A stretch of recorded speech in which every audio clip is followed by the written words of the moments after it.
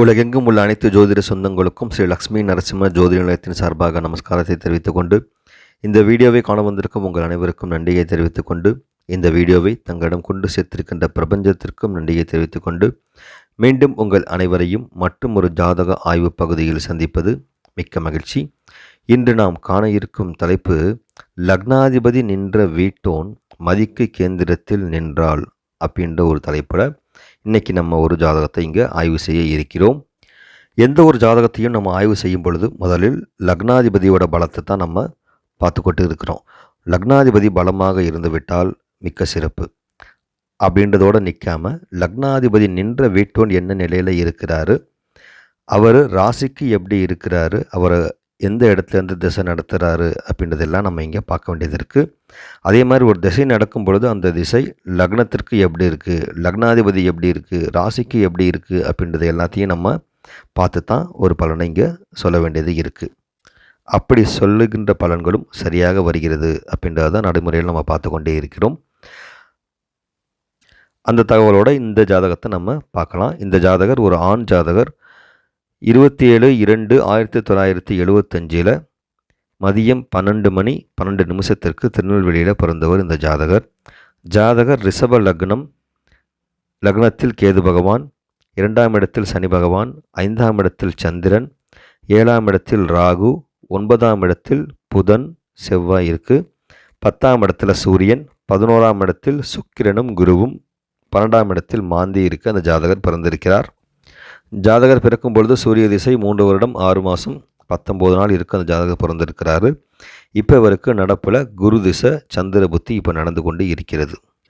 நடப்பில் இருக்கும் இந்த குரு திசை பார்த்திங்கன்னா இவருக்கு நல்ல ஒரு யோகமான ஒரு திசையாக நடந்து கொண்டே இருக்கிறது.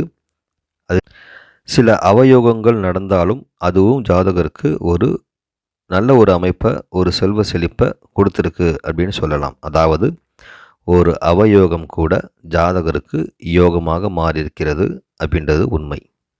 இந்த திசை இவருக்கு நல்ல ஒரு யோகத்தை பெற்றுத்தரும் அப்படின்னு சொல்லக்கூடிய மூல நூலில் இருந்து ஒரு பாடலை இப்போ நம்ம பார்ப்போம். இந்த பாடல் பார்த்திங்கன்னா புலிப்பாணி சித்தர் இயற்றிய தாய் மகள் ஏசல் அப்படின்ற ஒரு நூலில் இருந்து இந்த பாடல். விதியோன் பலம் பெற்று விதியோன் நின்ற வீட்டோன் மதிக்கு நல்ல விதித்த கேந்திரத்தில் ஆட்சி உச்சம் வேண்டியே பெற்று நின்றாள் தாயே.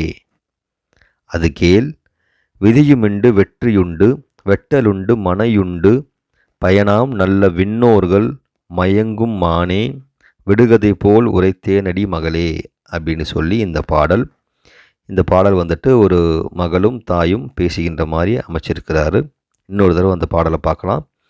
விதியோன் பலம் பெற்று விதியோன் நின்ற வீட்டோன் மதிக்கு நல்ல விதித்த கேந்திரத்தில் ஆட்சி உச்சம் வேண்டியே பெற்று நின்றாள் தாயே. அது கேள் விதியுமிண்டு வெற்றியுண்டு வெட்டலுண்டு மனையுண்டு பயனாம் நல்ல விண்ணோர்கள் மயங்கும் மானே விடுகதை போல் உரைத்தேனடி மகளே அப்படின்றது அந்த பாடல். இந்த பாடலோட சாராம்சம் பார்த்திங்கன்னா லக்னாதிபதி பலம் பெற்று லக்னாதிபதி நின்ற வீட்டோன் சந்திரனுக்கு கேந்திரத்தில் ஆட்சி உச்சம் பெற்றால் ஜாதகருக்கு தீர்க்க ஆயுள் உண்டு, தொட்ட காரியம் எல்லாம் வெற்றி பெறும், நல்ல முறையில் அவங்களுக்கு திருமணம் நடக்கும், சிறப்பான ஒரு வீட்டை பெற்றிருப்பார்கள் அப்படின்னு இந்த ஜாதகத்தோட இந்த பாடலுடைய சாராம்சம் நமக்கு கூறுகிறது. இந்த ஜாதகத்தில் பார்க்கும் பொழுது லக்னாதிபதி சுக்கிரன் உச்சமாக இருக்கிறார். வீடு கொடுத்த குரு பகவான் ஆட்சியாக இருக்கிறார். அந்த குரு சந்திரனுக்கு கேந்திரத்தில் இருக்கிறார். பாடல் கூறியபடி லக்னாதிபதி பலம் பெற்று லக்னாதிபதிக்கு வீடு கொடுத்தவர் ஆட்சி பெற்று அவர் சந்திரனுக்கு கேந்திரத்தில் நின்று இப்பொழுது குரு திசை நடந்து கொண்டே இருக்கிறது. குரு திசையில் சந்திர புத்தி நடந்து கொண்டே இருக்கிறது. இந்த குரு திசை இவருக்கு 2013 ஆரம்பித்தது. அப்போதிலிருந்தே ஒரு நல்ல ஒரு யோகமான ஒரு திசையாக நடந்து கொண்டே இருக்கிறது. இப்படி யோகமான திசையாக இந்த குரு திசை அமைஞ்சாலும் இந்த குரு திசை சந்திர புத்தியில் இவர் வந்துட்டு தன்னுடைய தாயை இழக்கிறார். தாயை இழப்பது அப்படின்றது நிச்சயமான ஒரு அவயோகம்தான். அது வந்துட்டு ஒரு ஈடு இணையில்லாத இழப்பு தான். ஆனாலும் அதன் மூலமும் ஜாதகருக்கு நல்ல ஒரு செல்வ செழிப்பு ஏற்பட்டிருக்கு. இவங்களோட தாய் இறந்ததுக்கப்புறம் பார்த்திங்கன்னா இவங்களோட தாய்க்கு இன்சூரன்ஸ் பண்ணியிருக்கிறாங்க. அந்த இன்சூரன்ஸ் தொகை இவருக்கு கிடச்சிருக்கு. தாயோட பேரில் இருந்த வீடு இவருக்கு கிடச்சிருக்கு. இது எல்லாம் அந்த தாயோட இழப்புக்கு சரியாகுமா அப்படின்னா இல்லை. இங்கே சொல்ல வந்த கருத்து பார்த்தீங்க அப்படின்னா, ஒரு யோகமான திசை நடக்கும் பொழுது ஒரு அவயோகம் நடந்தாலும் அந்த அவயோகத்தின் மூலமும் ஜாதகருக்கு ஒரு நல்ல ஒரு வசதி வாய்ப்புகள் ஏற்பட்டிருக்கு அப்படின்றதான் இங்கே சொல்ல வர்றோம். இங்கே தாயோட மரணத்தை விட இந்த செல்வம் எல்லாம் பெருசா அப்படின்னு கேட்டால் இல்லை அப்படின்றது எந்த ஒரு மாற்று கருத்தும் இல்லை. இங்கே சொல்ல வர கருத்தை மட்டும் எடுத்துக்கொள்ள வேண்டும் என்று கேட்டுக்கொள்கிறேன். சரி, இப்போ இந்த தாய் வந்துட்டு ஏன் இந்த மாதிரி ஆச்சு அப்படின்னு நம்ம பார்க்கணும் இல்லைங்களா? இப்போ பார்த்தீங்கன்னா குரு வந்துட்டு சந்திரனை பார்த்துட்டு தான் இருக்கிறாரு. அப்போ தாய் வலுவாக இருக்கிறாங்க. 4ஆம் அதிபதி சூரியன் திக்பலமாக தான் இருந்து 4ஆம் இடத்த பார்த்துக்கிட்டே இருக்கிறாரு. இந்த திசாபுத்தி ஏன் தாய்க்கு வந்துட்டு இப்படி ஒரு அமைப்பை கொடுத்துச்சு அப்படின்னு நம்ம கொஞ்சம் உள்ளே போய் ஆய்வு செய்ய வேண்டும். அப்படி பார்க்கும் பொழுது இங்கே வந்துட்டு இந்த திசை பார்த்தீங்க அப்படின்னா லக்னத்தின் அடிப்படையில் 8க்கும் 11க்கும் உடைய திசை இப்போ நடந்துக்கிட்டே இருக்குது. ஆனால் ராசிக்கு பார்க்கும் பொழுது 4ஆம் அதிபதி திசை நடந்துக்கிட்டே இருக்குது. அந்த ராசிக்கு 4ஆம் இடத்தை பார்த்திங்கன்னா சனி பகவான் பார்த்துக்கிட்டே இருக்கிறாரு. அந்த ராசிக்கு 4ஆம் இடத்திற்கு இருபுறமும் பார்த்திங்க அப்படின்னா செவ்வாய் ராகு அப்படின்னு சொல்லி அங்கே நல்ல ஒரு பாவகர்த்தாரி தோஷத்துடன் அந்த இடம் அமைஞ்சிருக்கு. அதே போல் லக்னத்திற்கு 4ஆம் இடத்தையும் பார்த்திங்கன்னா சனியும் செவ்வாயும் கூடி பார்த்துக்கிட்டே இருக்கிறாங்க. இப்படி லக்னத்திற்கு 4ஆம் இடத்தை சனி செவ்வாய் கூடி பார்க்குறதும், ராசிக்கு 4ஆம் இடத்தை சனி பார்த்து இருபுறவும் பாவகர்த்தாரியாக இருக்குது. அதே மாதிரி சூரியனும் சந்திரனும் 6, 8ஆக இருந்து அதில் யார் வலுவாக இருக்காங்களோ அவங்க தப்பிச்சுக்குவாங்க. யார் கொஞ்சம் பலகீனமாக இருக்கிறாங்களோ அவங்க அந்த காலத்தில் அவங்களுக்கு கர்மம் ஏற்படுகிறது. இங்கே பார்த்தீங்க அப்படின்னா சூரியன் திக்பலமாக இருக்கிறார், தந்தை காரகன். அதே போல் சனி பகவான் 9ஆம் பாவாதிபதி, அவர் பரிவர்த்தனை பெறும் பொழுது 9ஆம் இடத்துல பலமாக இருக்கிறார். இங்கே சூரியன் 4ஆம் பாவத்துக்கு அதிபதியாக வந்து 4ஆம் இடத்தை பார்த்துட்டு இருந்ததால் இவ்வளவு காலம் அவங்க நல்லபடியாக இருந்தாங்க அப்படின்னு நம்ம இங்கே எடுத்துக்கலாம். ஆக இங்கே சூரியன் பலம் பெற்று சந்திரன் கொஞ்சம் பலம் இழக்கிறார். மேலும் 4ஆம் இடம் ராசிக்கும் லக்னத்திற்கும் பலம் இழக்கிறது. இப்போ லக்னத்தை தொடர்பு படுத்தி பார்க்கும் பொழுது லாபாதிபதி திசை நடந்துக்கிட்டே இருக்குது. அவருக்கு இன்னொரு ஆதிபத்தியம் இருக்குது, அது 8ஆம் ஆதிபத்தியமாக இருக்குது. அப்போ பார்த்தீங்கன்னா ஜாதகருக்கு இன்சூரன்ஸ் மூலம் பலம் வரணும், நல்ல ஒரு அமௌண்ட்டு வந்திருக்கு இவருக்கு, சரிங்களா? அதே நேரத்தில் பார்த்தீங்கன்னா இப்போது லக்னத்திற்கு 11ஆம் அதிபதி குரு, ராசிக்கு 11ஆம் அதிபதி அப்படின்னு பார்த்தோம்னா சந்திரனாகவே வருகிறார். இவர்கள் இருவரும் சமசப்தமமாக இருந்து பார்த்துக்கிட்டு இருக்கிறாங்க. இதில் யாரும் வக்ரமோ அஸ்தமனமோ நீசமோ இல்லாத தன்மை இருக்கிறதால இவருக்கு நல்ல ஒரு 11ஆம் இடம் அப்படின்னு சொல்லக்கூடிய லாபம் இவருக்கு கிடைச்சிருக்கு.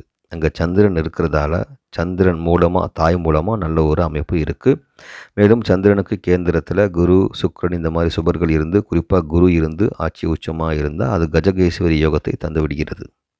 இன்னொரு முக்கிய விதி பார்த்திங்க அப்படின்னா காரக கிரகத்திற்கு 5, 9 பாவர்கள் இருந்து திசை நடந்தால் அந்த காரக உறவுக்கு பாதிப்பு ஏற்படும். இங்கே இப்போ சந்திர புத்தி நடக்குது. அந்த சந்திரனுக்கு நீங்கள் 5, 9 பார்க்கும் பொழுது அங்கே செவ்வாயும் கேதுவும் வருகிறார்கள்.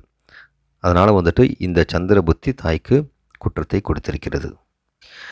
அதே போல் நம்ம ஏற்கனவே பல இதில் சொல்லியிருக்கிறோம், ஒரு தசாநாதனுக்கு சனி செவ்வாய் தொடர்பு ஏற்படும் பொழுது அந்த திசை வந்துட்டு ஒரு மாரகம் தருகிறது அப்படின்னு சொல்லிட்டு, இங்கே பார்த்தீங்கன்னா புதனும் சனியும் பரிவர்த்தனை பெறும் பொழுது சனி செவ்வாய் கூடி குருவை வந்துட்டு பார்த்துடுறாரு சனி பகவான் 3ஆம் பார்வையாக. அப்போ தசாநாதனுக்கு சனி செவ்வாய் தொடர்பு வந்து விடுகிறது. 2, 9 பரிவர்த்தனை அப்படின்றது ஒரு நல்ல ஒரு சிறப்பான ஒரு பரிவர்த்தனையாக நம்ம எடுத்துக்கலாம். அப்படி பரிவர்த்தனை பெற்று அவர் பார்க்குற கிரகங்கள் பார்த்திங்கன்னா லக்னாதிபதியையும் குருவையும் பார்க்கிறார். அப்படி பார்க்கும் பொழுது 2, 9, 11, 1 இந்த தொடர்பு வருகிறது. இந்த தொடர்பு வந்தாலே ஜாதகர் நல்ல ஒரு செல்வ செழிப்புடன் நல்ல பல கோடிகளுக்கு அதிபதியாக இருப்பார் அப்படின்னு நம்ம எடுத்துக்கலாம். சனி செவ்வாய் தொடர்பு பெற்றதால் இவர் வந்துட்டு ஒரு இன்ஜினியராக இருக்கிறார். 4ஆம் அதிபதி திக்பலம் பெற்று 10ஆம் இடத்துல இருக்கிறதால இவர் வந்துட்டு இன்ஜினியரிங்காக வீடு கட்டி கொடுக்குறதே வந்துட்டு ஒரு தொழிலாக வச்சிருக்கிறாரு. 10ஆவதுக்கு மனைக்காரகன் சுக்கிரன் அவரும் உச்சமாக இருப்பதால் அந்த தொழிலில் நல்ல ஒரு பொசிஷனில் இவர் இருக்கிறார். இந்த ஜாதகர் பார்த்திங்கன்னா கலப்பு திருமணம் தான் இவருக்கு நடந்தது. அதாவது 5ஆம் அதிபதி 7ஆம் அதிபதி கூடு 9ஆம் இடத்துல இருக்கிறாங்க. அதில் பரிவர்த்தனையும் இருந்து 9ஆம் அதிபதியும் இங்கே தொடர்பு வர்றாரு. 7ஆம் அதிபதி 9ஆம் இடத்துல உச்சமாக இருக்கிறார். அந்த 7ஆம் அதிபதியையும் 7ஆம் இடத்திலையும் ராகு இருக்கிறார். இப்படி 7ஆம் இடத்துக்கும் 7ஆம் அதிபதிக்கும் ராகு தொடர்பு வந்தால் அவங்களுக்கு கலப்பு திருமணம் ஏற்படுகிறது. 7ஆம் இடத்துல பாவர் இருந்தாலும் 7ஆம் அதிபதி உச்சமாகி 7ஆம் இடத்தை சுபர் குரு பகவான் பார்க்கறதால இவருக்கு அமைந்த மனைவி நல்ல ஒரு தன்மையில் இருக்கிறாங்க. இன்னொரு விதி பார்த்தீங்க அப்படின்னா 3ஆம் இடத்தை குரு பகவான் பார்க்கிறார். 3ஆம் அதிபதியையும் குரு பகவான் பார்த்துக்கிட்டே இருக்கிறார். சகோதரக்காரகனாகிய செவ்வாய் உச்சம் பெற்று அவரும் 3ஆம் இடத்தை பார்த்துட்டு இருக்கிறதால இவர்களுக்கு சகோதரர்களுடைய சப்போர்ட் நல்லாவே இருக்குது. சகோதரர்கள் நல்ல ஒற்றுமையாக இருக்கிறார்கள். அவர்கள் மூலம் ஜாதகருக்கு நல்ல பல அனுகூலங்களும் கிடைத்திருக்கிறது. ஆக இப்படி ஒரு ஜாதக அமைப்பை உங்கள்கிட்ட பகிர்ந்துக்கிட்டது மிக்க மகிழ்ச்சி. இந்த ஜாதக ஆய்விலையும் உங்களுக்கு நிறைய விதிகள் கிடைத்திருக்கும் என்று நான் உறுதியாக நம்புகிறேன். இதுபோல் தொடர்ந்து ஆய்வுகளை செஞ்சு கொண்டு இருக்கிறோம். அதனால் சப்ஸ்கிரைப் செய்யாதவர்கள் சப்ஸ்கிரைப் செய்யுமாறு கேட்டுக்கொண்டு விடைபெறுகிறேன். நன்றி, வணக்கம். வாழ்க வையகம், வாழ்க வளமுடன்.